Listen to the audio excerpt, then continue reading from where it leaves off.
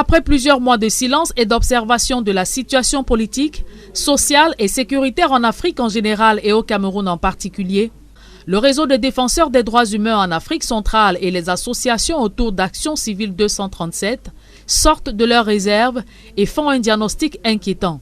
Présenté sur 10 points, celle du Cameroun porte sur les sujets d'actualité brûlantes, notamment le mouvement OTS, les arrestations et détentions arbitraires et les intimidations faites aux hommes et femmes de médias. On déplore le fait que certaines autorités administratives ont dans leur viseur les défenseurs et les journalistes qui osent critiquer ouvertement la gestion par le gouvernement du conflit dans les régions anglophones ou qui dénoncent la corruption et les détournements des deniers publics. On observe à l'occasion de la rentrée scolaire la précarité dans laquelle un nombre incalculable d'enseignants vivent ainsi que toutes les menaces qu'ils subissent juste parce qu'ils réclament leurs droits. À l'occasion de sa rentrée solennelle dans sa nouvelle salle de conférence acquise après le sinistre, le REDAC dénonce les séries d'assassinats ayant écorné l'image du Cameroun ces derniers mois.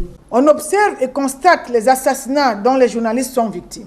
Les cas les plus tonitruants ces derniers 9 mois étant ceux des journalistes Martinez Zogo et Ola Bébé, dont les enquêtes tardent à apporter des explications.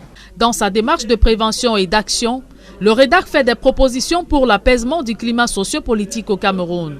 Nous demandons urgemment de procéder à la libération immédiate et sans condition des prisonniers d'opinion incarcérés depuis 2020 et assurer aux prévenus des régions anglophones les procès équitables.